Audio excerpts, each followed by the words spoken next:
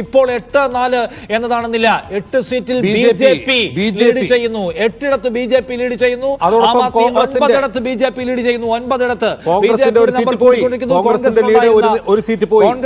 ഒരേ ഒരു സീറ്റ്, ഒരു നമ്പർ നഷ്ടമായിരിക്കാൻ ടാലിയിൽ ഇപ്പോൾ വീണ്ടും 0ലേക്ക് അവർ മടങ്ങിപ്പോയിരിക്കുന്നു.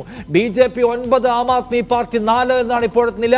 ബി ജെ പിയുടെ വലിയ ലീപ്പ് ഇപ്പോൾ കാണാൻ കഴിയും, വലിയ കുതിച്ചുചാട്ടം.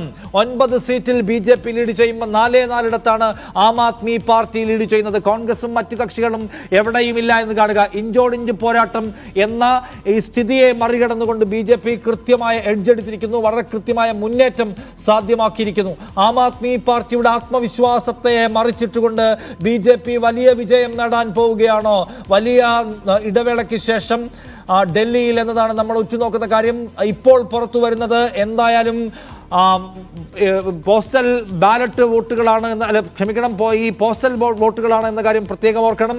മെഷീനിലേക്ക് കടക്കുമ്പോൾ ഈ കുതിപ്പ്, ഈ മുന്നേറ്റം, ഈ എഡ്ജ്, ഈ ആധിപത്യം നിലനിർത്താൻ ബി ജെ പിക്ക് കഴിയുമോ എന്നാണ് എല്ലാവരും ഉറ്റുനോക്കുന്നത്. 10ഇടത്ത് ബി ജെ പി ലീഡ് ചെയ്യുന്നു. 10-4 ഇരട്ടിയിലധികം ലീഡുമായിട്ട് ബി ജെ പി ആധികാരികമായി പോസ്റ്റൽ ബാലറ്റിൽ മുന്നിൽ നിൽക്കുന്നു എന്നതാണ് കാണേണ്ട കാര്യം. ബി ജെ പി 10ഇടത്ത് ലീഡ് ചെയ്യുമ്പോൾ ആം ആദ്മി പാർട്ടി 4-4 ലീഡ് ചെയ്യുന്നു. അവർക്ക് കഴിഞ്ഞ 4 മിനിറ്റായി അവരുടെ നമ്പർ ഉയർത്താൻ കഴിയുന്നില്ല.